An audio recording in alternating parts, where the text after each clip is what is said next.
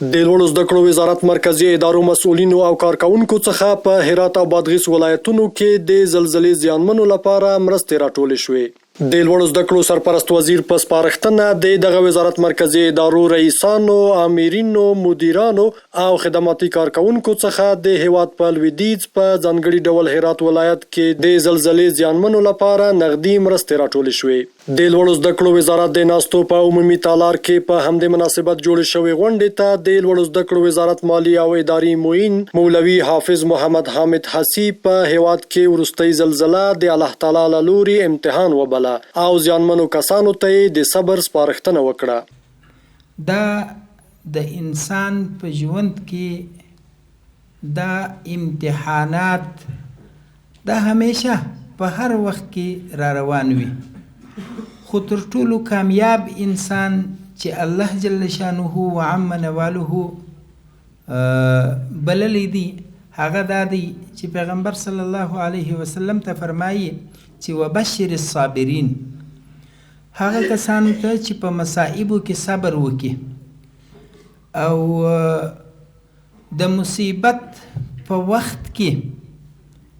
الله جل شانه و عم نواله ته راجع سي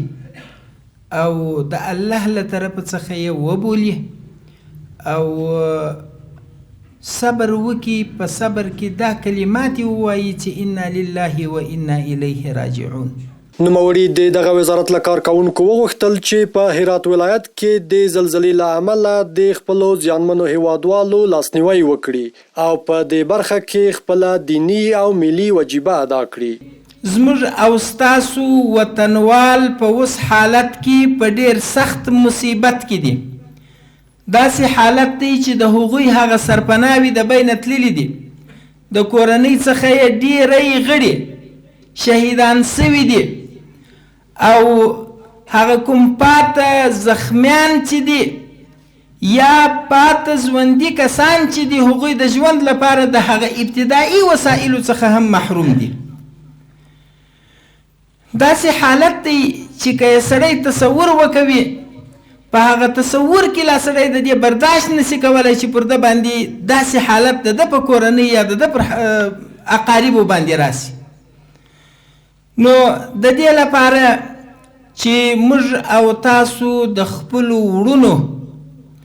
او د خپلو دغو هیوادوالو سره مرسته کړې وي، باید د وس نه زیات کوشش ته دې وکوو، په هر هغه څه کې اعانت ورسره وکوو چې د دوی کم ضرورت دی، ځکه دا حالت الله مکړه. که نن پر هغوی باندې دی کېدلی سي یو وخت داسې وخت راسي الله دې نه راولي چې بیا موږ او تاسو په دې باندې